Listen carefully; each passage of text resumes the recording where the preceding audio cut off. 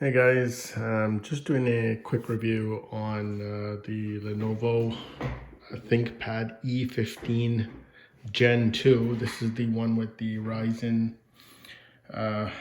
Ryzen 5 4500U CPU, and it's got the Vega 7 graphics.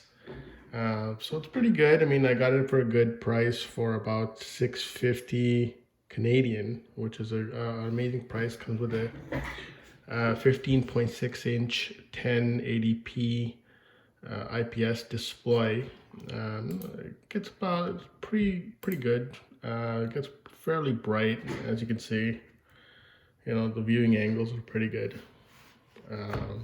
One thing I noticed about this is that the CPU overheats, or at least gets close to overheating, gets above 100 degrees when under full load, and that's usually only when you have performance mode, like the sliders all the way to the right side, or performance mode. And I can demonstrate that. I can show you right now. Just quickly pull up here. This is from my previous run. I ran a performance test and it went up to 109 degrees. That's very hot. So I'm not sure if this is normal or not, but I don't think it is. And I'll probably be returning this laptop. I really do like the build quality though, which is nice for a ThinkPad. I mean, it's got plastic on the bottom, but it's like hard plastic. It's not like, you know, the flimsy, you know, Acer one, but it's pretty hard plastic here. The keyboard's pretty nice, you know, deep key travel, and overall I do like the system. It's just this heat issue is really a big of a problem. And let me just demonstrate this again. I'm just gonna close this. Let's close this, and I'm gonna open up the hardware monitor again. So right now, as you can see, the lowest is 58 degrees, or sorry, the lowest is 51 or 48 degrees, the highest is 58. I'm just going to run a performance test now. This is CPU mark. We're just going to rerun it. We'll just actually rerun, do all tests, and we'll just watch while that runs, watch the temps on this side, and you'll see it usually gets really hot when it comes to compression or encryption. It's going up to 60, 58 right now, 59.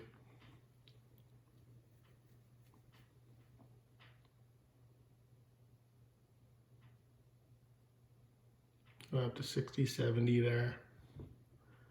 It's extended instructions. Test 64, 7. Yeah, it's getting up there. Let's see if it goes up to 100 again.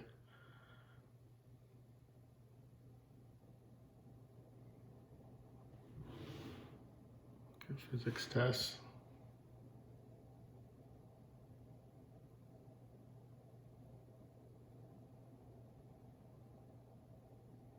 Staying at around 67, 70, and we're almost ending it here.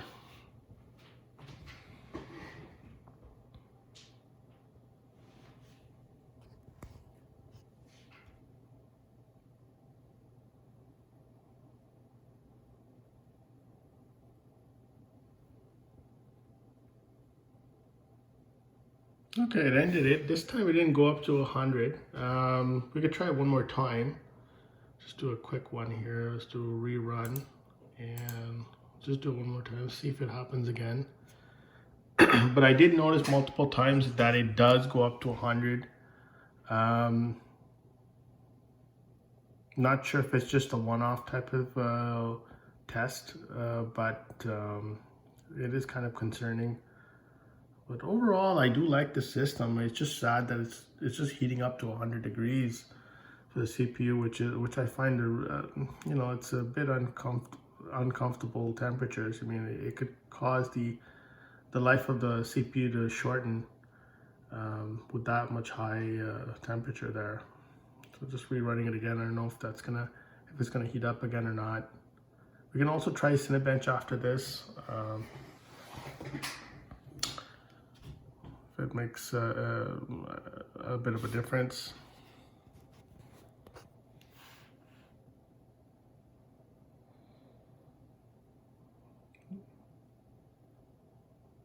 Weird, so this time it's just sitting at around 63.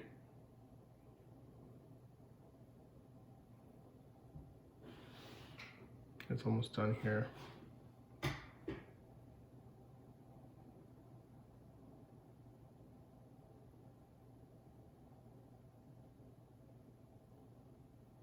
Almost done. Okay, so I didn't go up to, I went up to 73. That's the max. We're gonna close this and just do Cinebench, see if it gets, I already ran it before, but I'm gonna just run it one more time. And then see if it actually goes up to 100 degrees this time.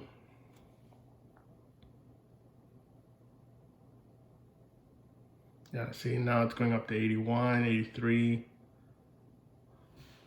It's running here. 89, 90. So it does go, it gets really hot when on full load. 93. It is very quiet, that I'll give it. I mean, this little laptop doesn't really get really loud. Maybe that's one of the reasons why it's getting so hot, because the fans are really quiet. So it's going up to 97. We're almost done the test here.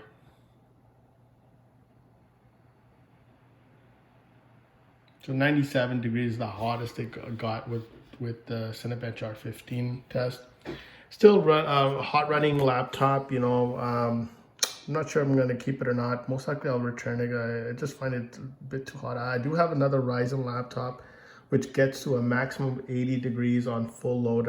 I've tested it multiple times.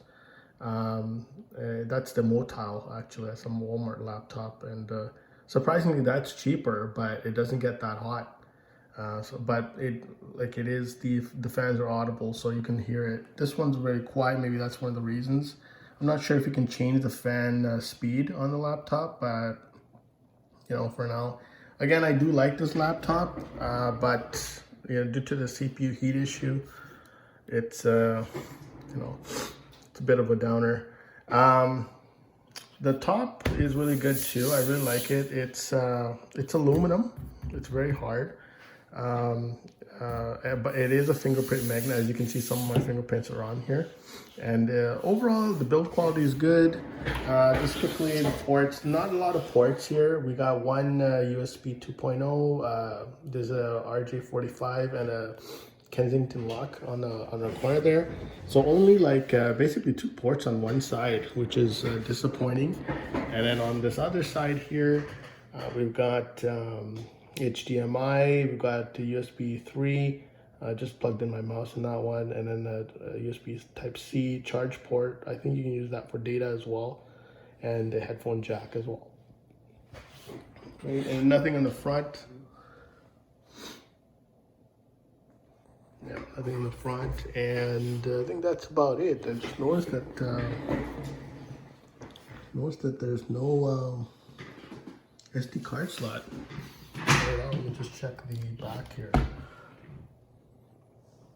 Yeah, there's nothing on the back here at all.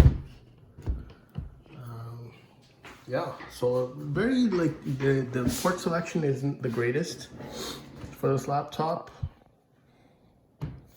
And opening in one hand you just have to do it a bit slow. But other than that, screen's good, keyboard's good. Port selection is, you know, basic port selection. It isn't the greatest. And so far, good laptop, but just heat issue, which is a bit disappointing. Sorry about that, guys. I'm just using my phone for this. yeah, and that's it. If you have any questions about this, this is the Lenovo E15, Lenovo Thinkpad E15 Gen 2 with the Ryzen 4500U CPU and Vega 7 graphics. I did play a few games on this. The games are good. You can run it at about maybe 30 FPS on 1080p settings, on low settings. And then on older games, you might get higher. You might get higher frames. It just depends on the game, really. All right, I'm just gonna end the video here. If you have any questions, just post below, and I'll see if I can answer them for you. Okay, thanks.